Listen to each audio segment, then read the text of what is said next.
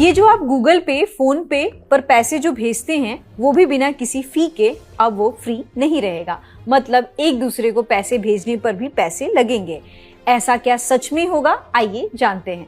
Finance ministry ने एक प्रस्ताव रखा है कि एमडीआर पर जो कानूनी रोक है उसे हटा दिया जाए। एमडीआर का मतलब मर्चेंट डिस्काउंट रेट, एक टाइप की फीस होती है जो कोई व्यापारी डिजिटल ट्रांजैक्शन प्रोसेस करने के बदले बैंकों और पेमेंट सर्विस प्रोवाइडर्स जैसे फोन पे, गूगल पे, पेटीएम को देता है।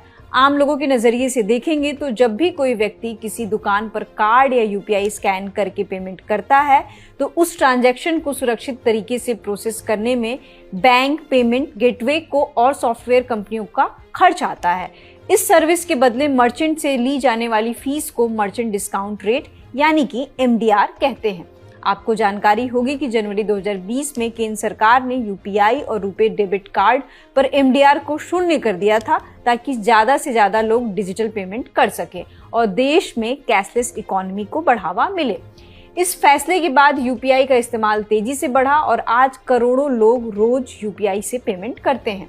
अब सवाल ये है कि सरकार ऐसा क्यों करना चाहती है। यूपीआई पर कोई चार्ज नहीं होने से बैंक, पेमेंट कंपनियां और फिनटेक कंपनियां हर ट्रांजैक्शन की लागत तो उठाती है, लेकिन उन्हें उससे कोई कमाई नहीं होती है। मार्च 2026 में स्टैंडिंग कमेटी ऑन फाइनेंस ने कहा कि जीरो एमडीआर पॉलिसी की वजह से पेमेंट इंडस्ट्री और बैंक्स को आर्थिक नुकसान हो रहा है। इसलिए यूपीआई सिस्टम को लंबे समय तक चलाने के लिए एक सस्टेनेबल मॉडल होना चाहिए, जिसके लिए गवर्नमेंट रिफॉर्म्स करने की सोच रही है। अब ये सवाल कि अगर फ्यूचर में एमडीआर लागू होता है तो आम यूजर्स पर क्या इम्पैक्ट पड़ेगा। तो मौजूदा policy payment and settlement system act 2007 के मुताबिक person to person transfer free ही रहेगा। बड़े व्यापारियों को बड़ी रकम के ट्रांजैक्शंस के लिए कुछ पेमेंट करना पड़ सकता है। फिलहाल जीरो एमडीआर पॉलिसी ही लागू है तो आपके ट्रांजैक्शन फ्री ही रहेंगे।